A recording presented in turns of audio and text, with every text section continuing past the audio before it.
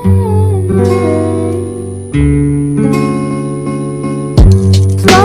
kisses passing by the river. Assalamualaikum warahmatullahi wabarakatuh. Salam SMK, SMK bisa, SMK hebat, SMK berkarakter. Apa kabar Anda Ibu semua? Semoga selalu dalam keadaan sehat walafiat, selalu dalam lindungan Allah Subhanahu wa Ta'ala, Tuhan yang Maha Esa. Nah, pada pertemuan kali ini kita akan membahas tentang perkembangan kehidupan politik dan ekonomi tahun 1945 sampai tahun 1965. Nah, sebelum kita memulai pembelajaran kita, marilah sama-sama kita berdoa menurut agama dan kepercayaan masing-masing. Berdoa mulai. Berdoa selesai. Nah, adapun tujuan pembelajaran kita hari ini, Ananda Ibu semua dapat mengidentifikasi perkembangan politik dan ekonomi bangsa Indonesia tahun 1945 sampai tahun 1965. Nah, Ananda pada tahun 1945 sampai tahun 1965, bangsa Indonesia baru saja mengawali awal kemerdekaannya. Nah, pada saat ini perkembangan politik dan ekonomi masih sangat berkembang. Artinya masih sangat mengalami pertumbuhan, perkembangan, dan tahapan penyusunan dari awal menjadi perkembangan politik dan ekonomi yang mapan hingga saat ini. Nah, untuk lebih jelasnya, silahkan Ananda Ibu memperhatikan penjelasan Ibu berikut ini. Membahas kehidupan politik dan ekonomi Indonesia masa awal kemerdekaan hingga demokrasi liberal. Yang pertama, ada kehidupan politik pada awal kemerdekaan, lalu kehidupan ekonomi pada awal kemerdekaan. Latar belakang lahirnya demokrasi liberal. Undang-Undang Dasar sementara tahun 1950. Lalu ada kehidupan politik pada masa demokrasi liberal, sistem kepartaian, dan perkembangan ekonomi pada masa demokrasi liberal. Dalam kehidupan politik pada awal kemerdekaan, di mana ada dua faktor yang mempengaruhi. Yang pertama itu ada faktor intern dan faktor ekstern. Yang mana yang pertama dari faktor intern itu adalah faktor yang dari dalam. Yang pertama itu adanya pertentangan, lalu adanya gangguan keamanan dari bangsa sendiri. Yang ketiga, negara Indonesia baru lahir. Di sini ada pertentangan di mana antara bangsa dengan sistem pemerintahan pada saat itu. Yang kedua, adanya gangguan keamanan dari bangsa sendiri, yang mana sistem pemerintahan, sistem pertahanan, dan sistem perekonomian pada saat itu emang lagi pada masa-masa kacaunya seperti itu.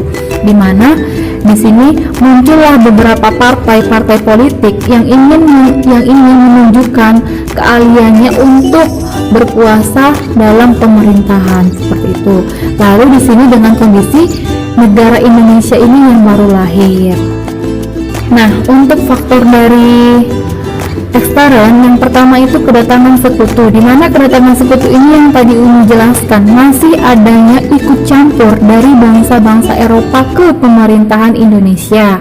Lalu alasan Jepang masih mempertahankan status quo. Lanjut ke kehidupan ekonomi pada awal kemerdekaan, yang dimana ada hal-hal yang disebabkan oleh kehidupan ekonomi pada awal kemerdekaan. Nah, yang pertama itu Indonesia baru saja terlepas dari penjajahan Eropa.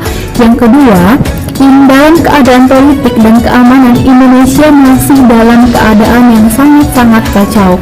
Dan yang ketiga, inflasi yang sangat tinggi. Di sini inflasi yang sangat tinggi maksudnya sistem perekonomian kita masih sangat terpuruk dan masih sangat jauh dari kata tentram dan sejahtera.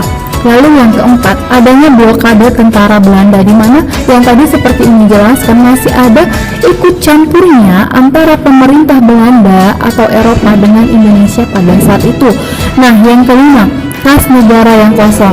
Kembali lagi, sistem perekonomian dan sistem keuangan di Indonesia emang lagi sangat-sangat terpuruk. Penetapan pemerintah tentang kebebasan berorganisasi ada di Maklumat Pemerintah 3 November tahun 1945 di mana oleh Wakil Presiden kita Muhammad Hatta. Nah, yang kelima, mencontoh sistem pemerintahan gaya barat. Nah, di sini memang lagi dan lagi kita masih menganut sistem pemerintahan yang setelah dalam Undang-Undang Dasar sementara tahun 1950. Nah, di sini bisa diperhatikan ya anak-anak Umi, Undang-Undang Dasar sementara ini dibentuk dengan menyesuaikan perkataan dari Insinyur Soekarno dalam sidang PPKI yaitu pada tanggal 18 Agustus 1945.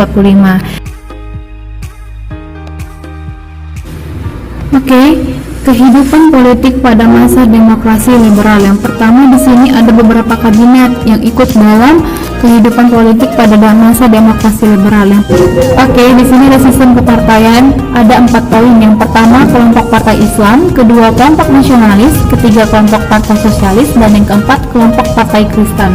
Kalian bisa perhatikan slide-nya ya nak. Jadi kita masuk ke perkembangan ekonomi pada masa demokrasi liberal. Yang pertama semarin atau pengguntingan ulang, dan yang kedua ada sistem ekonomi gerakan benteng. Nah, yang ketiga ada nasionalis di Jeffers Bank. Yang keempat sistem ekonomi Alibaba.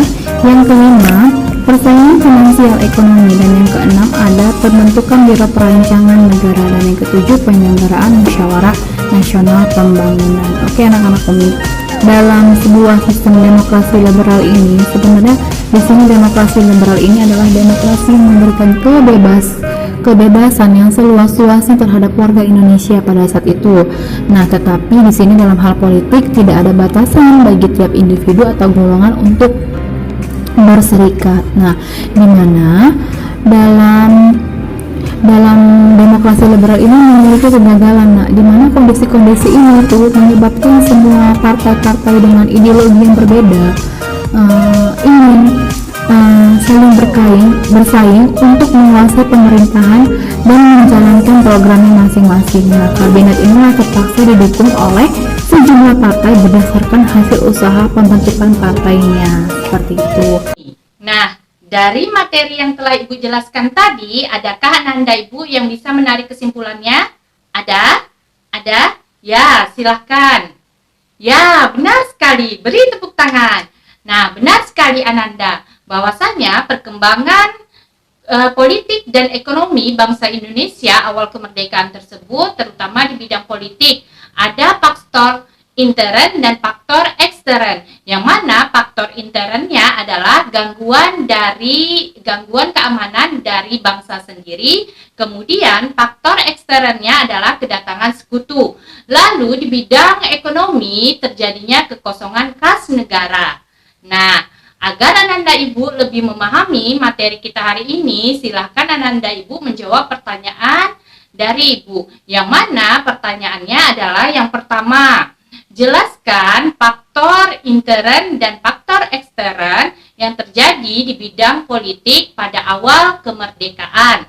Kemudian yang kedua, jelaskan hal yang menyebabkan terjadinya kekosongan kas negara di bidang ekonomi pada saat awal kemerdekaan. Nah, Ibu rasa pertanyaannya itu saja. Silahkan kirimkan jawabannya melalui WA pribadi. Ibu tunggu 5 menit sebelum jam pembelajaran hari ini selesai. Nah, Ibu rasa demikian pembelajaran kita hari ini. Minggu depan kita akan bertemu lagi, masih tetap di bab 10 tentang demokrasi terpimpin. Nah, demikian pembelajaran kita hari ini. Semoga bermanfaat. Lebih dan kurang Ibu mohon maaf. Wabillahi taufiq wal hidayah. Wassalamualaikum warahmatullahi wabarakatuh. Salam SMK.